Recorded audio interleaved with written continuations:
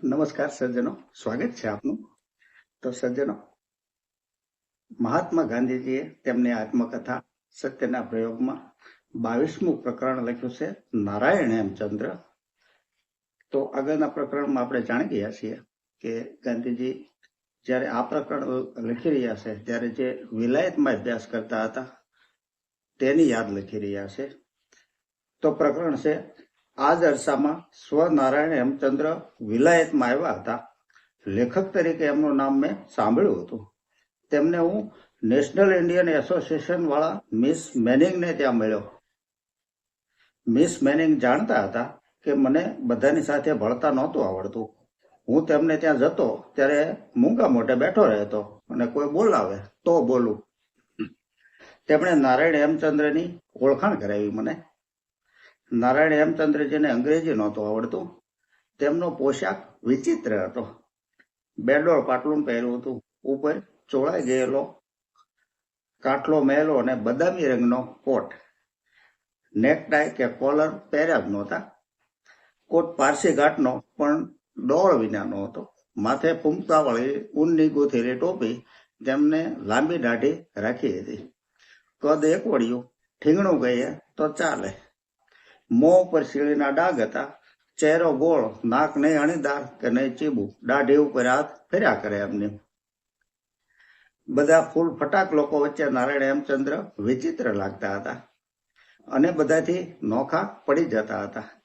આપનું નામ મેં બહુ સાંભળ્યું છે. આપના કઈ લખાણો પણ વાંચ્યા છે. આપ મારે ત્યાં આવશો? મહાત્મા ગાંધીજી કહે છે કે આપ મારે ત્યાં આવશો. નારાયણ હેમચંદ્રનો સાદ ભાંભરો હતો. તેમણે હસમુખે ચહેરે જવાબ આપ્યો, તમે ક્યાં રહો છો? સ્ટોર સ્ટ્રીટમાં. ત્યારે તો આપણે પાડોશી છીએ. મારે અંગ્રેજી શીખવું છે, તમે મને શીખવાડશો? મેં જવાબ આપ્યો, જો આપને કંઈ મદદ દઈ શકું તો હું રાજી થઈશ. મારાથી બનતી મહેનત જરૂર કરીશ. આપ કહેશો તો હું આપને ત્યાં આવીશ.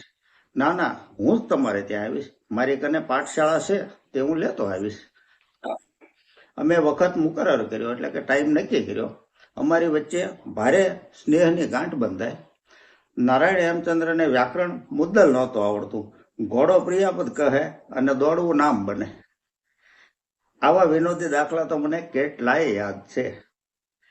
પણ નારાયણ હેમચંદ્ર મને પી જાય એવા હતા. મારા અલ્પ વ્યાકરણથી એ કઈ મોહી જાય તેવા નહોતા. એમને વ્યાકરણ ન આવડે એની શરમ હતી જ નહીં એમને. હું કઈ તમારી જેમ નિશાળમાં શીખ્યો નથી. મને મારા વિચારો જણાવવામાં વ્યાકરણની જરૂર નથી જણાય. જુઓ, તમને બંગાળી આવડે છે, મને તો બંગાળી આવડે છે. હું બંગાળમાં ફર્યો છું. મહર્ષિ દેવેન્દ્રનાથ ટાગોરના પુસ્તકોનો તર્જુમો તો ગુજરાતી પ્રજાને મેં જ ભેટ આપ્યો છે. મારે તો ઘણી બધી ભાષામાંથી ગુજરાતી પ્રજાને તર્જુમા આપવા છે. તે કરવામાં હું શબ્દાર્થને નથી ઓળખતો. ભાવાર્થ આપું એટલે મને સંતોષ છે. મારી પછી બીજાઓ ભલે વધારે આપે. હું તો વગર વ્યાકરણે મરાઠી જાણું, હિન્દી જાણું ને હવે અંગ્રેજી જાણતો થવા લાગ્યો. મારે તો શબ્દ ભંડાર જોઈએ. તમે ન જાણતા કે એકલી અંગ્રેજીથી મને સંતોષ થવાનો છે. મારે ફ્રાન્સ જવું છે ને ફ્રેન્ચ પણ શીખી લેવું છે. હું જાણું છું કે ફ્રેન્ચ સાહિત્ય બહોળું છે.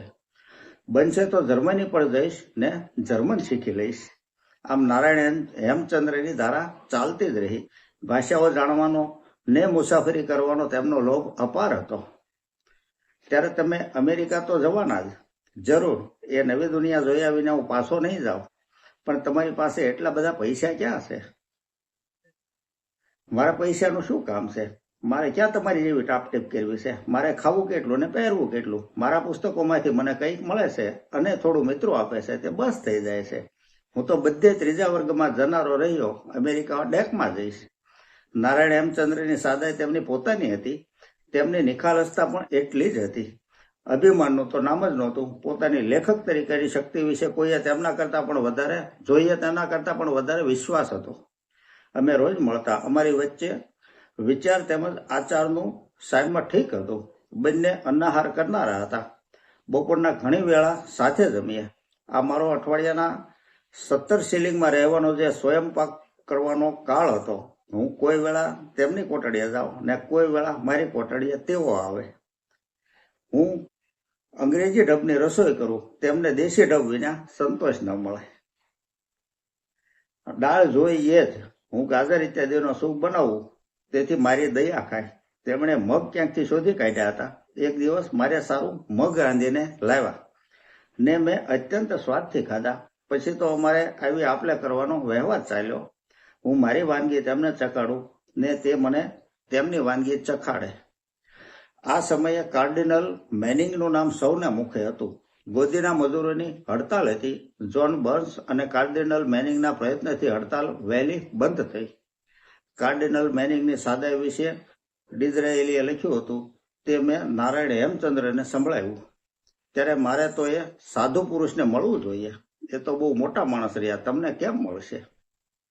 હું બતાવું તેમ તમારે મારા નામે કાગળ લખવો, હું લેખક છું એવી ઓળખાણ આપજો. તેમના પરોપકારી કાર્યનો ધન્યવાદ જાતે આપવા મારે મળવું છે એમ લખજો તમે. ને એમ પણ લખજો, મને અંગ્રેજી વાત કરતા ન આવડે, તેથી મારે તમને દુભાષા તરીકે લઈ જવા પડશે. મેં એવો પ્રકારનો કાગળ લખ્યો. કાર્ડિનલ મેનિંગનો જવાબ 2-3 દાડામાં એક પત્તામાં આવ્યો. તેમણે મળવાનો સમય આપ્યો. અમે બંને ગયા. મેં તો દસ્તુર મુજબ મુલાકાતી કપડાં પહેર્યા. નારાયણ હેમચંદ્ર તો જેવા હતા તે વાત, એ જ કોટ ને એ જ પાટલું. મેં વિનોદ કર્યો. તેમણે મને હસી કાઢ્યો ને બોલ્યા, તમે સુધરેલા બધા બીકણ છો. મહાપુરુષો કોઈના પોશાક સામું નથી જોતા, તેઓ તો તેમના હૃદયને તપાસે છે. અમે કાર્ડિનલના મહેલમાં પ્રવેશ કર્યો. મકાન મહેલ જ હતું. અમે બેઠા કે તુરંત જ એક શુક્લકડી બુઢા ઊંચા પુરુષે પ્રવેશ કર્યો. અમારી બંનેની સાથે હાથ મિલાવ્યા. નારાયણ હેમચંદ્રને આવકાર આપ્યો. મારે આપનો વખત નથી લેવો. મેં તો આપના વિશે સાંભળ્યું હતું. આપે હડતાલમાં જે કામ કર્યું તેને સારું આપનો ઉપકાર માનવો હતો. દુનિયાના સાધુ પુરુષોના દર્શન કરવાનો મેં રિવાજ રાખ્યો છે, તેથી આપને મેં આટલી તસદી આપી. આ વાક્યનો તર્જુમો કરી દેવાનું મને નારાયણ હેમચંદ્રએ ફરમાવ્યું. તમે આવ્યા તેથી હું રાજી થયો. હું ઉમ્મીદ રાખું છું કે તમને અહીંનો વસવાટ અનુકૂળ આવશે ને અહીંના લોકોની તમે ઓળખાણ કરશો. ઈશ્વર તમારું ભલું કરો. આમ કાર્ડિનલ બોલ્યા ને ઊભા થયા. એક વેળા નારાયણ હેમચંદ્ર મારે ત્યાં ધોત્યું ને પહેરણ પહેરીને આવ્યા. ભલે ઘરધણીયાણી બાઈએ બાર તો ઉગાડ્યા, પણ બેન મારી પાસે આવી ને બોલી, કોઈ ગાંડા જેવો માણસ તમને મળવા માંગે છે. હું દરવાજે ગયો ને નારાયણ હેમચંદ્રને જોયા તો હું આભો જ બની ગયો. તેમના મુખ ઉપર રોજના હાસ્ય સિવાય બીજું કઈ ન મળે. પણ તમને છોકરાઓએ કનડગત ન કરી?